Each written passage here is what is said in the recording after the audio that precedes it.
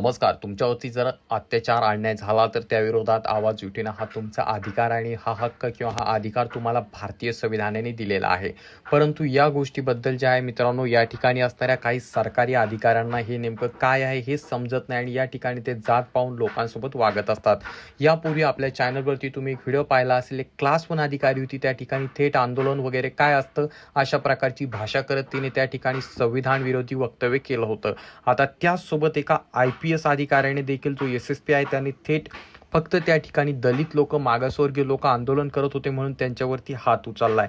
तर नेमकं प्रकरण काय आहे, संपूर्ण माहिती आपण जाणून घेणार आहोत. परंतु तत्पूर्वी तुम्हा सर्वांना विनंती असेल, आपल्या चॅनलवरती जर तुम्ही नवीन असाल तर चॅनलला नक्कीच सबस्क्राईब करा. मित्रांनो, अविनाश पांडे हे नाव तुम्हा सर्वांना माहीत आहे. अविनाश पांडे या नावावरूनच तो व्यक्ती कुठल्या प्रवर्गातून येतो हे आपल्याला कळायला लागतं. परंतु त्याच्या जातीबद्दल, प्रवर्गाबद्दल आपल्याला काही घेणं देणं नाही, परंतु त्याची जी मानसिकता आहे ती आपल्याला दिसून येते.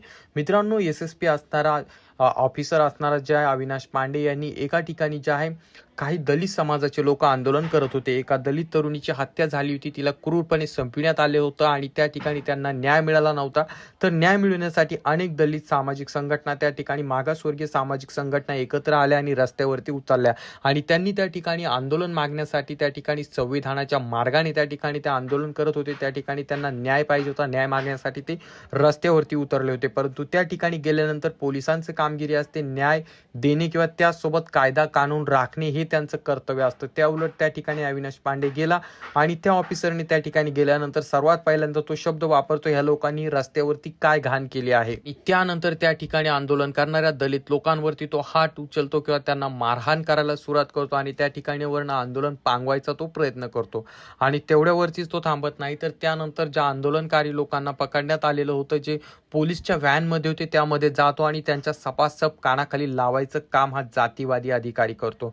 आता यावरनं एक प्रश्न उपस्थित होतो की त्याच ठिकाणी जर सवर्ण लोक आंदोलन करत असते तर याच अविनाश पांडेने असं कृत्य केलं असतं का त्यांच्यासोबत असाच वागला असता, अशा अनेक प्रश्न आता उपस्थित राहायला लागलेत.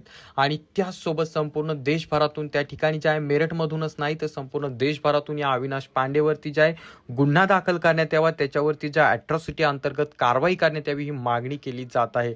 आणि त्याचसोबत त्याला लवकरात लवकर बडतर्फ करण्यात यावं सर्व्हिसमधून, अशी देखील मोठ्या प्रमाणात मागणी केली जात आहे. कारण त्याने जे वर्तन केलं किंवा त्याने जी वागणूक केली, त्या ठिकाणी फक्त जात पाहून त्या ठिकाणी तो तसा वागलेला आहे असं बोललं जात आहे.